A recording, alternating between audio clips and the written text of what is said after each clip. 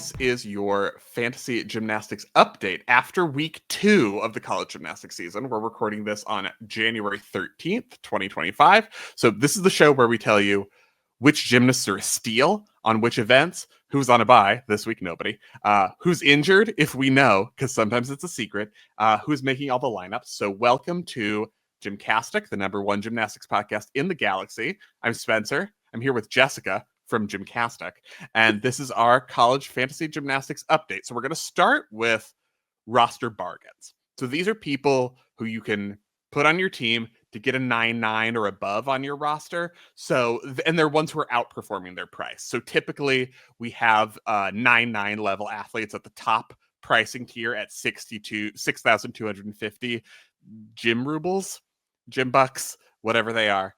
6,250 is the top level. So people below that in price who are getting 9-9, starting with vault, Kentucky freshman Anna Flynn Cashin, who's at 5,000. So we're pretty proud of ourselves because we saw this coming, because she's just a new one who wasn't an elite or anything.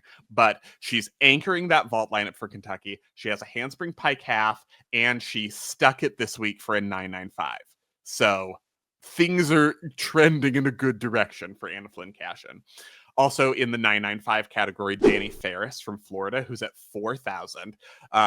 She's consistently in the vault lineup, but I think she isn't that big name on the Florida team. Like, Florida has so many famous elites and big names that she kind of doesn't get the same level of attention. But she got the top vault score for Florida with that 995 this week for a stuck Yurchenko 1.5. So keep an eye on her. Addie Wall at Georgia, another one who has really emerged from kind of the years of Georgia freshmen we saw with a lot of talent, but we didn't really get, oftentimes they're injured or it didn't necessarily come through. And Addie Wall, who's now a sophomore, has really emerged as a star for Georgia, and she's anchoring that vault lineup and got a 9.925 this week. And 5 of her last 7 vaults going back to last season have been a 9.9 or above.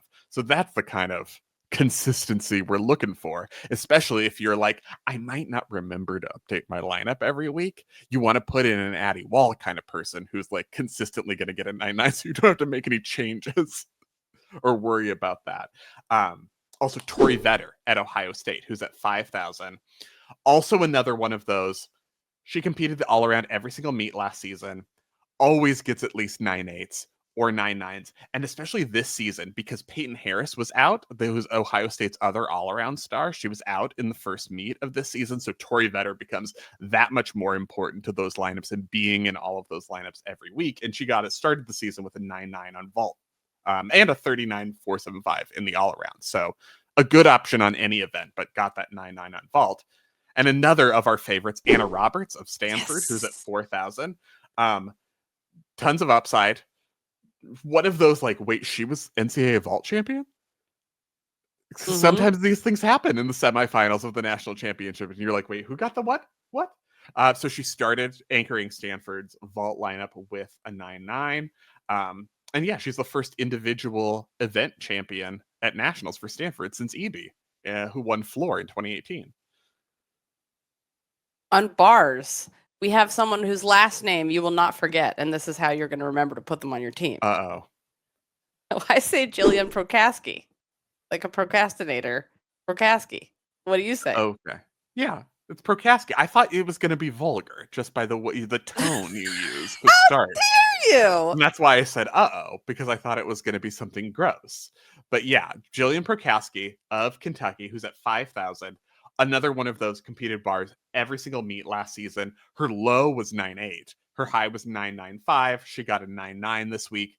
Going to be super important for Kentucky because they've lost a lot of people like Raina Worley. And she's one of those just really clean gymnastics, like just really smooth, solid, pleasant to watch. And so you always want that kind of gymnast in your lineup because they're fun to watch their routine and root for, not just hoping for a good, just like fingers crossed for that this nonsense is going to get a good score. Like, it's a good one. Danny Severs at Oklahoma, who's also at 5,000, the rare Oklahoma gymnast who isn't a 6,250.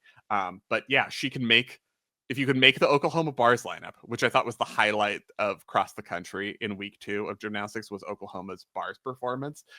You have quite a routine if you're in that lineup. So she got a 9.9 in week 2. One thing to pay attention to is that she was not in the bars lineup in week 1. Elle Muller was in the bars lineup and got a 9-9. But then Muller wasn't in the bars lineup this week. Danny Severs was. So it's that Oklahoma risk. But when she's in, it's going to be a score. Caitlin Rosen at UCLA, known for her floor performances, always depicting a witch casting an evil spell on you. 5,000 gym rubles to have her in your lineup. In week 1, she competed beam and floor, which she's known for. In week 2, she added bars. Like Severs, Rosen competed bars every week in 2024, and she scored a 9-9 in her 2025 debut. She's another elite from TNT, so she knows what she's doing when it comes to competing. So expect she'll stay in the lineup for the foreseeable future because 9-9s UCLA wants that, as you can see by their performance this week. This is my giving away my secrets pick, but Caitlin Jong of Auburn, who is only at 1,000 on bars, despite being a junior national champion. But she's a freshman, and you don't know what to expect, and you don't know what you're going to get. But she is finding her footing at Auburn, and especially on bars, where she's had 9-9 each of the first 2 weeks. But she is competing the all-around, and there are other events, too, where, if she finds her consistency on vault, that's going to be a Yurchenko 1.5 you really want to have. So keep an eye on Caitlin Jong. Ashley Cowan from LSU. I've been talking about her for years. I've been like, she's the best one on bars. Why? But she did not have the confidence last year. She found it. This year, you can get her for only 4,000 gym rubles. We're calling it that from now on for fantasy. Like, yeah. It's going to be tough to make the LSU lineups, but it seems like they're putting people in now and being like, let's try you out in the beginning of the season, see how you go. So she's great on bars, huge releases, which is my favorite thing when you can be like, you're safe to use and you have a giant Tkachev that is enormous. Yeah. And I love it. We love amplitude. So she was a bar specialist for the national championships last year, competing in every single meet on bars. That's what I was talking about when I was like, yeah, the confidence that she got finally last year. So she's competed just one event for LSU in 2025, and obviously it's been bars. So in the 2 weeks she's competed, it's been a 9.95. The score average she's hit twice in the season. 9.95, 2 competitions, 2 times 9.95. So put her on your team if you can afford it. If you're lucky, put her on your team if you deserve it. Moving on to beam, we have Claire Dean of Stanford, who's at 4,000. Sometimes competes the all-around in 2024, sometimes doesn't, but beam is like the one. And in 2025, she's posted a 9.9, which she only did twice last season.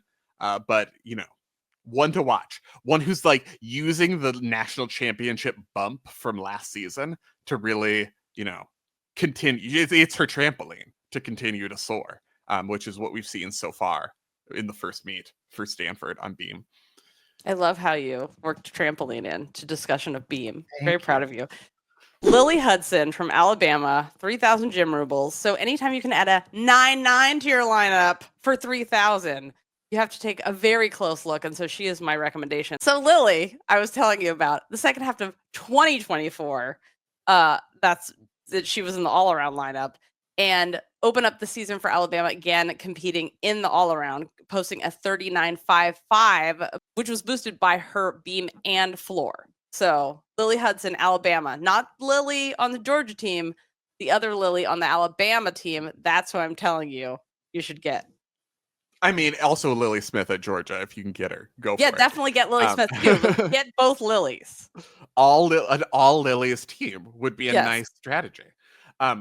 Let's talk about Selena Harris-Miranda, now that she's at Florida. 5,000 on beam. It does not mean she married Jeremy Miranda, but that is a funny thing I like to think about. She's 5,000 on beam. Not exactly unexpected that you would want Selena Harris on your beam team with her classic, iconic back handspring layout, step out back handspring series that she's so solid with and he hits so consistently. Obviously transferred from UCLA to Florida, did 3 events in her first meet with Florida. I thought beam looked the strongest of her events and she scored a 9.9 for it. And she's, proven herself to be extremely comfortable with that routine. Yep. Also at Florida, Sloane Blakely, 5,000. great beamer, super solid. Put up a 9.9 on every event except vault when she competed the all around in the first meet, and on beam she got 9.925. She has become one. It hasn't always been super consistent with Sloan, but that's usually a vault and floor thing for her at Florida, where you're not really sure whether she's going to be in the lineup or healthy enough week to week. Bars and beam have really been, I think, sturdy bets for Sloan Blakely.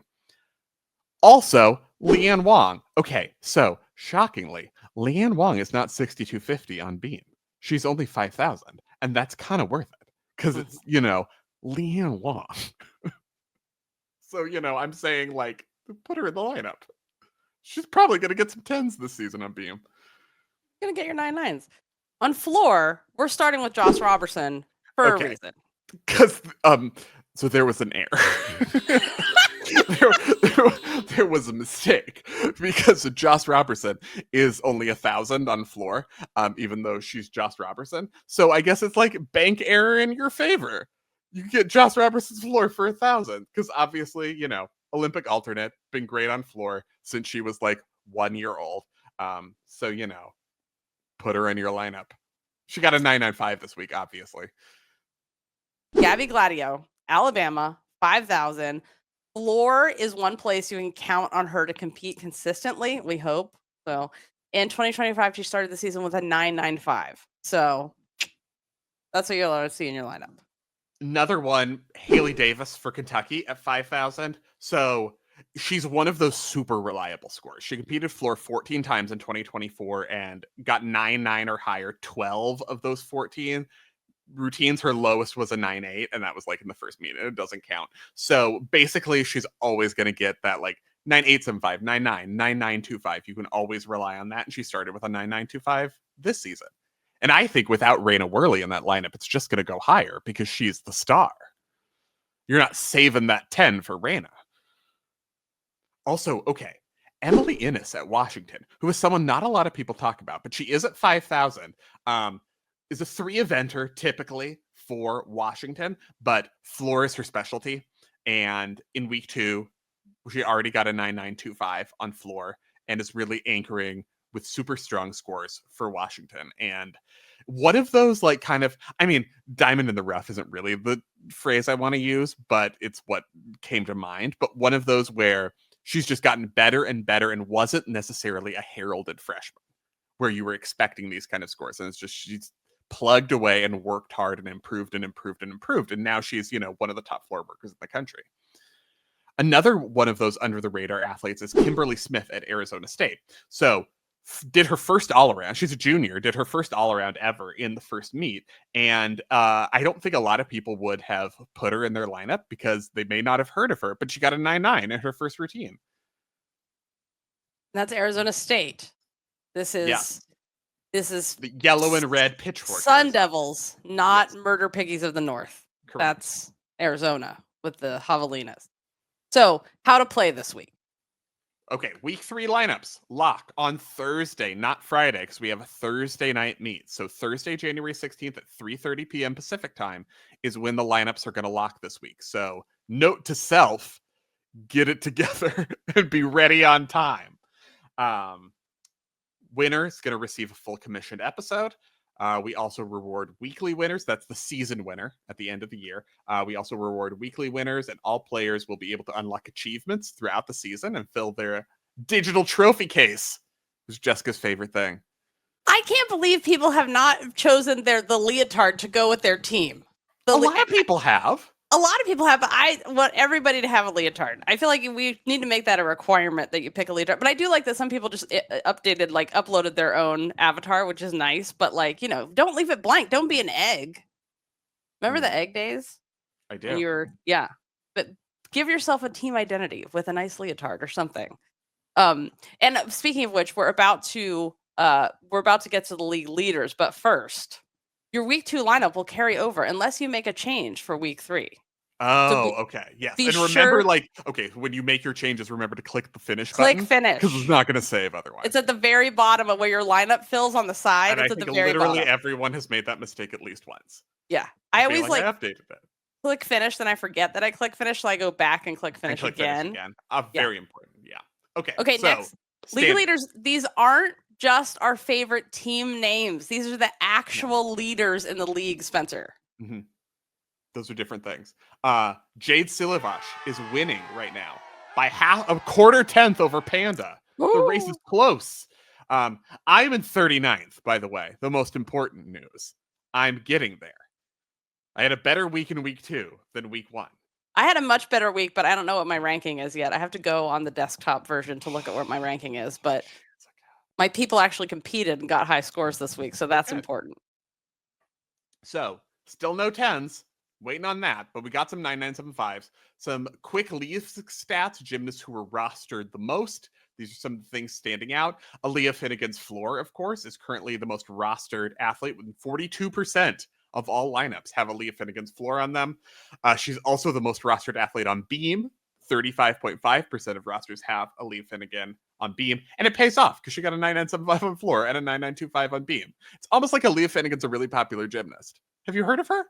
You heard of that? You heard about that? Some people have heard about her. People like it? Okay. Audrey Davis on bars was added to more rosters. She's now in 41.3% of lineups. So it's a big cost to get Audrey Davis in your bars lineup, but she's going to get a 995 at least.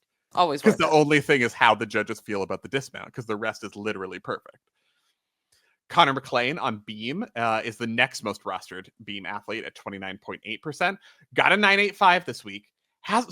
She hasn't broken 9.9 in her first 2 weeks on beam. She did get a 9.925 on bars, but it's Connor. She's gonna figure it out, especially with this beam routine, which I think the only issue is that it's too easy for her. And she gets bored in the middle of it. And it's maybe I'll have a deduction because she's doing aerial to back handspring as her series. And she's it's not even a full twisting layout. What am I even doing here? Caitlin Zhang on bars.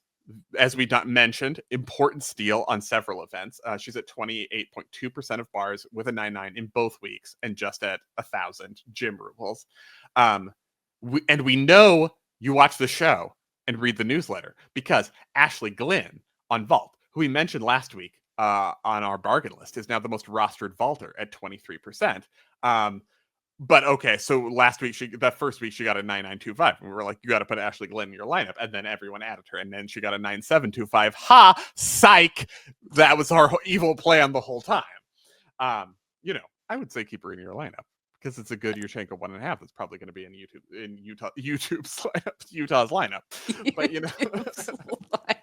the YouTube has a gymnastics team, and they already won the national championship. So, before we talk about buys and injuries for week 3, I just want to mention some of my favorite names of teams from the top 10, because this is my favorite part about fantasy what people name their teams. So I want to give a shout out to tied for 5th. It started with a flip and it ended like this. That name. The Chewed Cup also tied for 5th. That poor Chewed Cup. Born to fly headfirst into the ground. Good one. 9th place is Kathy Johnson Kindler. I like it. Yep. So buys and injuries. So looking ahead to week 3 is coming up. So yes. Haley Bryant back on beam, but that's all we saw her on. KJ Johnson was out last week with a sprained ankle that happened at the meet. No Lily Smith on bars in the opening meet for Georgia. That screwed a ton of people. Lily Smith, who was amazing on bars. She did other events in Georgia's first meet, but she didn't do bars. Yeah, which bars is what she's known for. If you want to know who's on a buy, of course, and can stay up on everything, we have a newsletter that you can sign up for and get all the info. But buys for this week, no buys this week. Everyone's competing this week, but some teams do have 2 meets this week because we have a lot of Martin Luther King Monday meets, and those are going to count as part of week 3. So Arkansas, BYU, Fisk, aka Morgan Price, Southern Utah, and Utah all have a meet on the 17th and a meet on the 20th, both of which are going to count this week. And as a reminder, if your gymnast competes twice in a week, you pick the highest one. We pick the highest score. So if they fall on Friday but nail it on Monday, you get the nailed score, the good one. We have a club called Club Gym Nerd. The club, you get a whole extra podcast every week where we choose a meet, watch it live together, and then we talk about it afterwards. You can ask us questions live or send in questions. We love it. It's so fun, you guys. You can meet other people who love gymnastics as much as you in the chat, and it's great. Spencer's balance beam situation has the most important gifts of the week and all the schedules and links that you need. If you like this content, be sure to check out our regular weekly show, GymCastic, that's been around for 12 years. And we talk about all the news and discuss it in depth and have interviews and all kinds of stuff. And it's very fun. And that's why it's the #1 gymnastics podcast in the galaxy. We'll see you for College and Cocktails Friday at 6:15 Pacific time. Until then, spend your gym rubles wisely and may the beam witch be with you. Thanks for listening.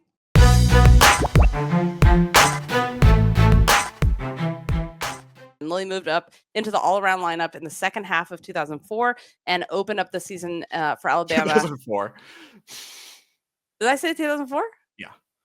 Yeah, the second half of 2004. Yeah. It's oh my God, it's 2024. I literally in my head to myself. And then you were like, yeah, I said it right. 2004. Literally in my head, I was like, I did a great job saying, okay.